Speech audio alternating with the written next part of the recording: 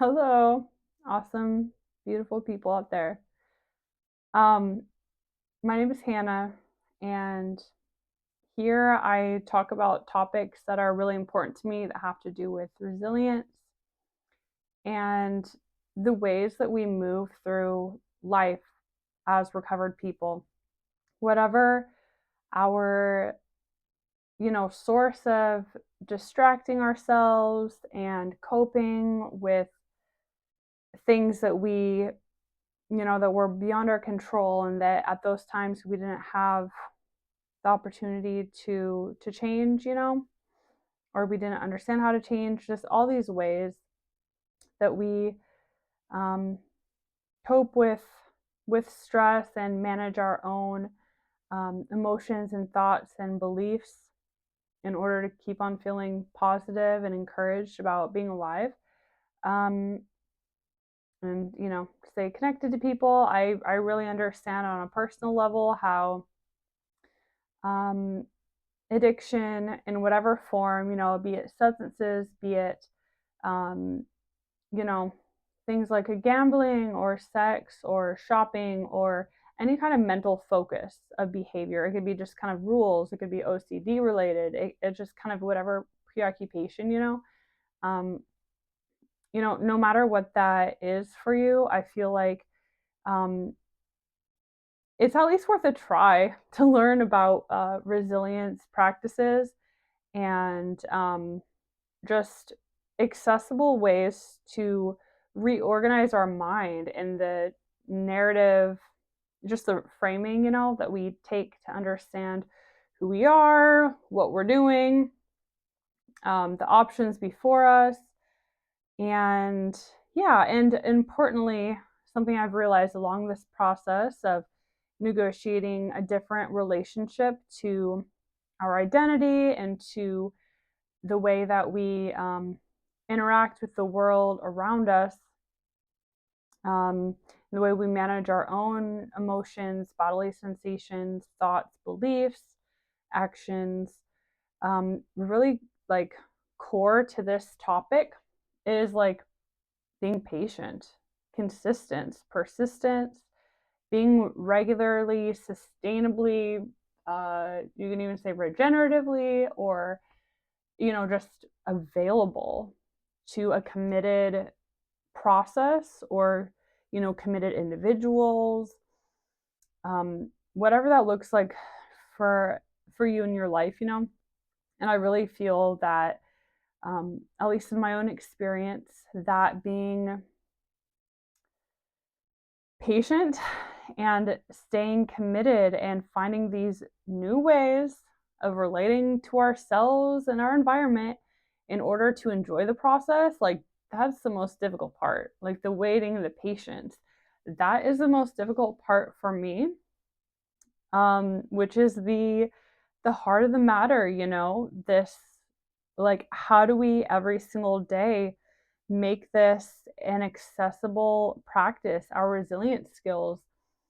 How do we make it, how do we bring in the circumstances in our lives in which we can practice resilience skills, and practice calming our nervous system, um, with, you know, without getting overloaded, and in ways so that we can actually recast our beliefs, about what we can play in the world and what our reality is and what being a human can be.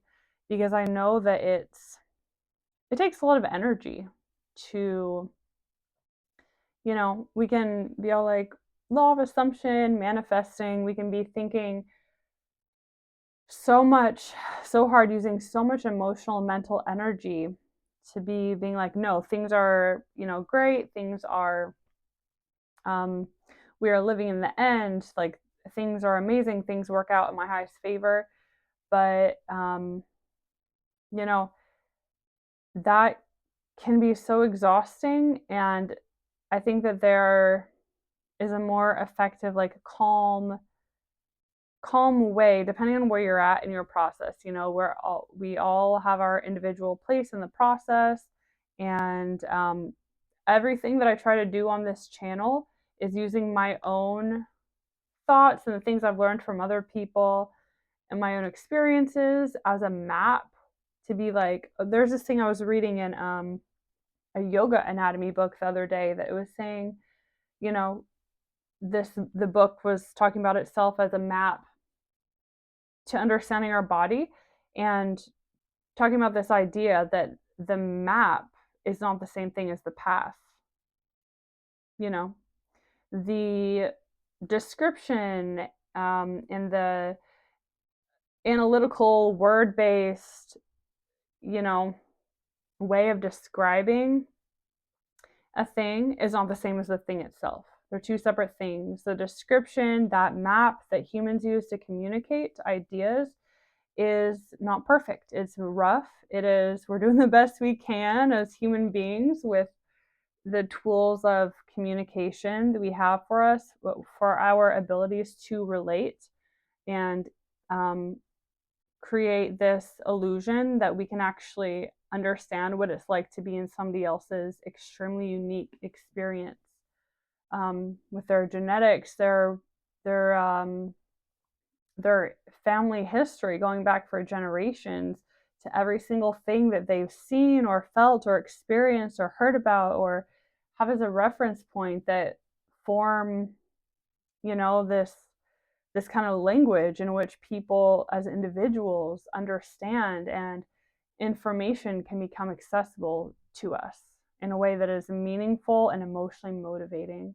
And emotionally motivating is kind of the key with, resilience, and with enjoying the process, developing commitments, creative practices, and just reorienting ourselves to being alive, and negotiating energetic exchanges and interdependence with one another to enjoy the process. Like, we all have our own unique languages that things will work for us better than others. So all I can do here is provide my own map for what's personally relevant to me, and I try to do things in kind of a more generic way to help make, and that's, what any kind of philosophy or advice is based on, is this kind of generic thing that you can try out and see how it works for you, because we're all just experimenting. That is one of the biggest things I've realized with just my resilience practices, is that it's all about experimenting to find out who we are authentically as an individual, and what we need as an individual to feel fulfilled, emotionally motivated, connected, and only we can know what that is. Nobody else can. Other people can kind of use threats or implications of threats to be like, if that's definitely been done historically in so many contexts. Those are kind of like cultural wounds that at the time it was a great technology to organize groups of people to accomplish things that they otherwise couldn't. But it was also, great technologies were invented, discoveries, hoarding of wealth that made certain things possible to discover. But at the same time, it was through coercive, let's just say suboptimal, sometimes flat out evil. I know that's a very like emotional, kind of poetic word, evil, but I mean, I would say evil ways to coerce people into working together. And so now at this point in history, we are figuring other ways to relate to one another and have that, teamwork and collaboration. And, it's going to take probably hundreds of years and even more for it to become a new norm. So I think part of that is having patience for where we are at, just as humanity within history, having patience and understanding that we can only play our own small role and not to put too much pressure on ourselves. And that's where, emphasizing our personal enjoyment, that is where, you know, it becomes even more important, because in order to stay this committed path towards changing cultures, learn more about collaboration, I mean, we as individuals, we are learning that. We are learning from one another. So we have to um, really find a way of being emotionally motivated to do this work that is important for humanity and this like time in history that we're in, but it's also important for our personal quality of life, our personal quality of life in the present, um, in order to just enjoy the process more and have collaboration, commitment, consistency, have these things be the cornerstone through which we relate to the world, and we relate to ourselves, and we identify ourselves within. So, this authenticity, I think authenticity is a really important aspect of resilience, an important resilience skill. Um, and like any skill, it's something that we have to practice and experiment with and discover in order to really understand it, right? Because authenticity, um, it's ultimately felt. We have clues, we have reference points that we can observe in the world around us of like, oh my goodness, this makes me feel warm, excited, like heat seeker, go towards the heat. We can, have things that are like, okay, well, I need to go closer in this direction. It's somewhere along here, but um, in order to be authentic to ourselves, we also have to know what areas are just like of not of interest to us, and be not flexible in that, create boundaries in that, of acknowledging that in order to explore in the emotionally meaningful directions, we have to just be able to be like, no, not interested. Because I know this, especially with like us, like very thoughtful, very analytical, very compassionate kinds of people. I know that sometimes it can become, like our minds are geared to find the ideal and try our best to make the ideal real.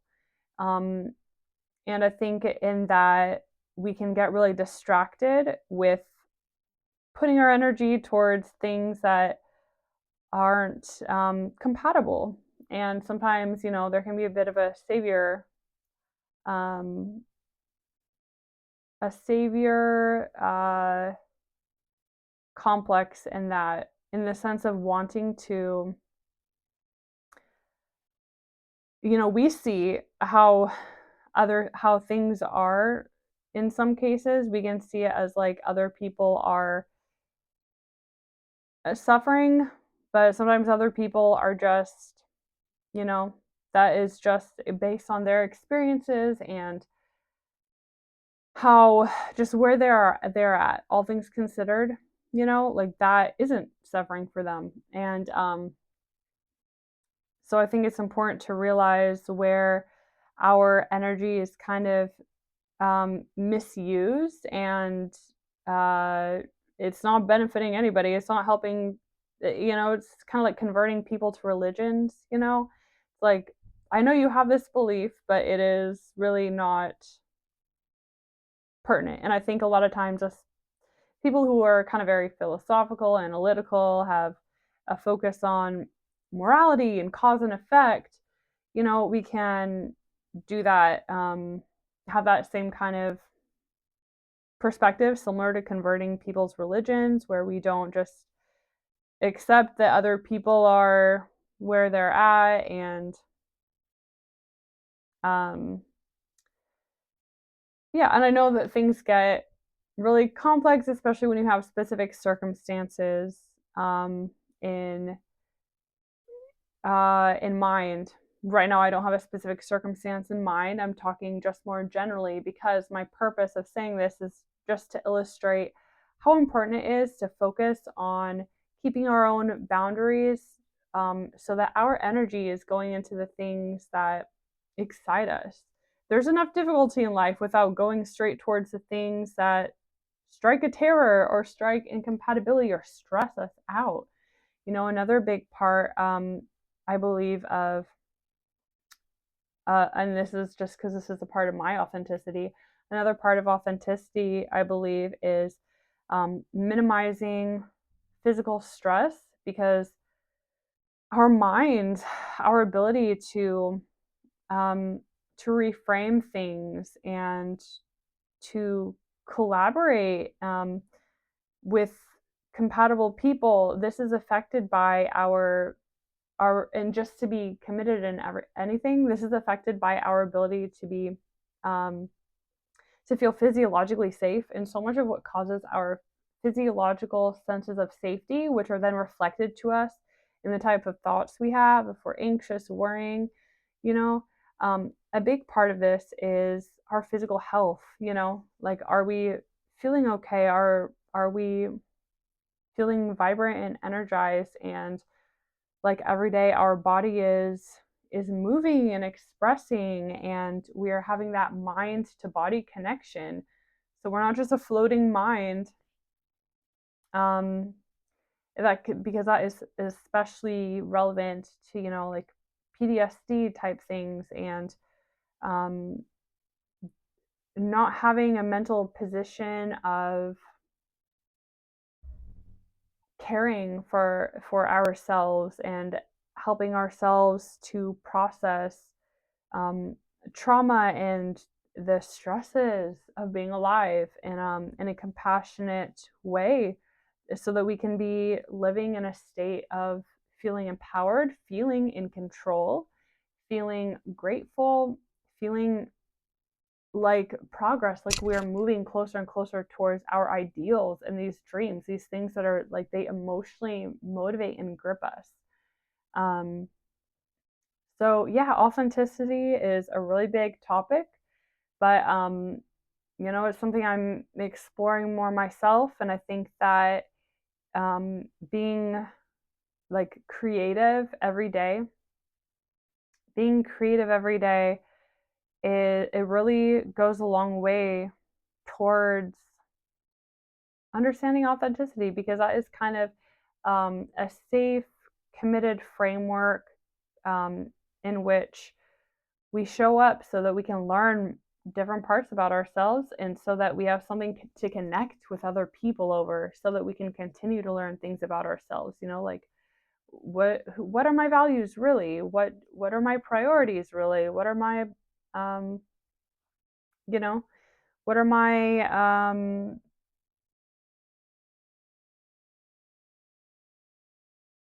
just my beliefs and emotional motivators. So, um, and also, what are my ways in which I practice resilience? Because there are many different approaches to resilience skills, and we have to find the ones that are authentic to us. So, I have in the past and will continue to talk about resilience skills here on my channel, but I also think that all of these things have to be changed, altered a little bit, or at least in the way that you use them in your life. It has to be changed a little bit in order to be really feel accessible and meaningful to you personally, feel integrated into you, feel like a part of you, so your identity changes, you know?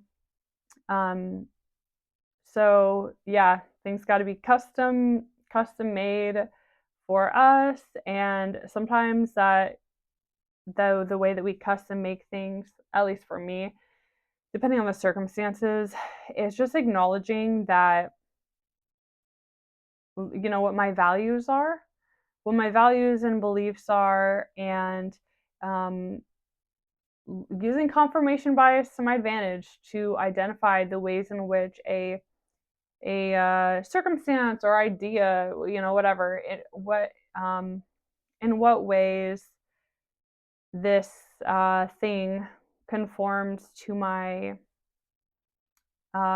self-identified values and beliefs. And in doing so, realizing, oh, it is custom made for me, without having to actually have all the effort and the energy to change something outside ourselves, because we got to let go of control. We can't have like every single little thing be, you know, be altered. It's just not practical. And we got bigger fish to fry, right? We got bigger things that we love doing, that we enjoy doing, that we want to experience. And in order for that to happen, we gotta, understand this desire to control. It can come from, just anxiety and wanting to feel in control, which is valid, but we have to find the appropriate ways, the creative expressions in which we can feel in control, that it doesn't have a negative effect on the other areas of our lives, because that's what it comes back to, is with addiction. Addiction is like loosely understood for me as anything that is like a negative fixation, something that takes away from your life. And there's different degrees of addiction, different forms. But anyway, so yeah, I just really encourage everybody to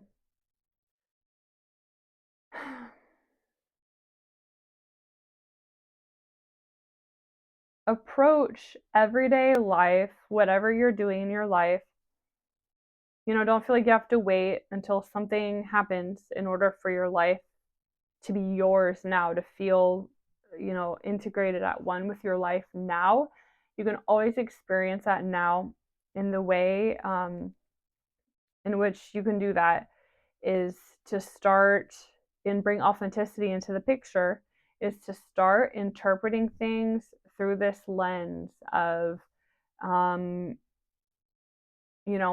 how do I apply my values and um, my emotional motivators to the circumstance? How do I tap into my creative processes in order to make how my life is arranged now, make it more enjoyable, make it less suffering, make it change, because sometimes we do just need that change to, I don't know what your life is, um and just really relying on that idea of the creative process. It lives within us. We breathe creativity. Creativity is, we are always creating different circumstances, different experiences.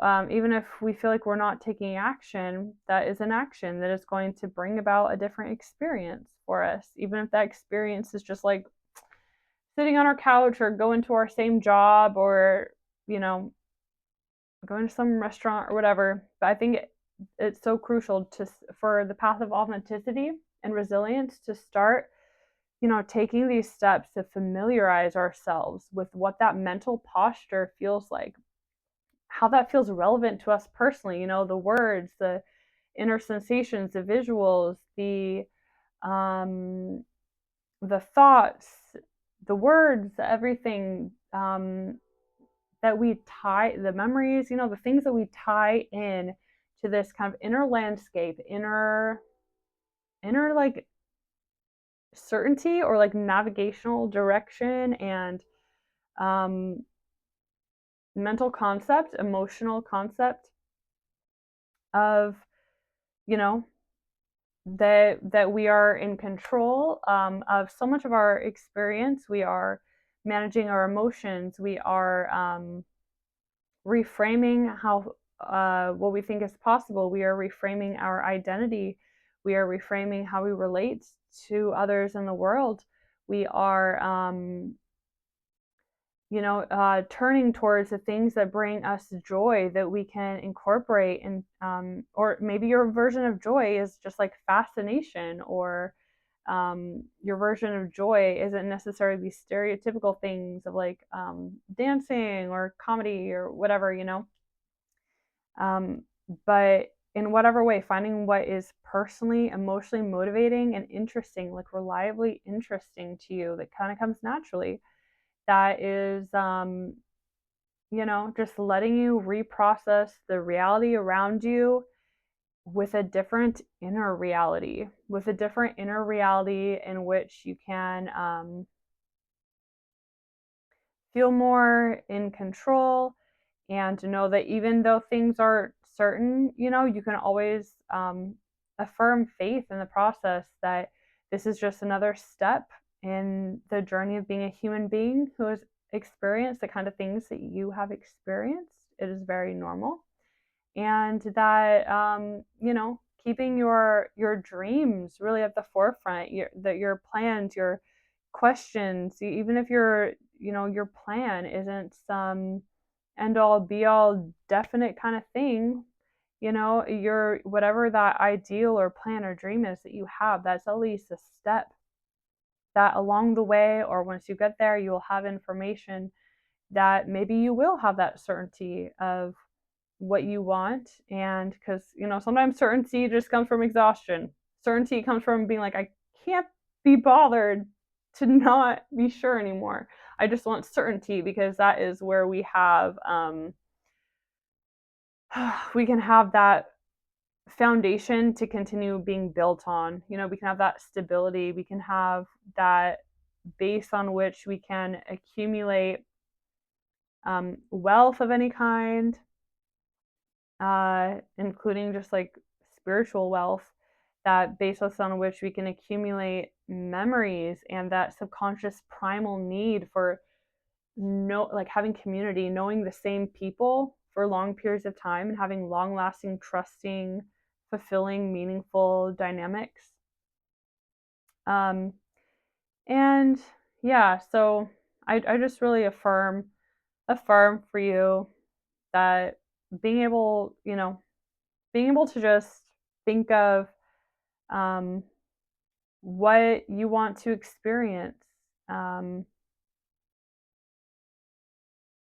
how you want, just being curious, getting inspiration on the internet. There's so many amazing people on the internet, like bringing so much wisdom um, from all, in so many different ways, to get tips and insight into how we can uh, redirect our mind, feel more empowered, rearrange how our life is structured so that we can have the privilege of going after different things that we want, understanding kind of those trade offs, like maybe what are the sacrifices or trade offs we might need to make, or the challenges that we will have to accept or the different identity or whatever, these just different things we'll have to accept in order to get this other thing that we want.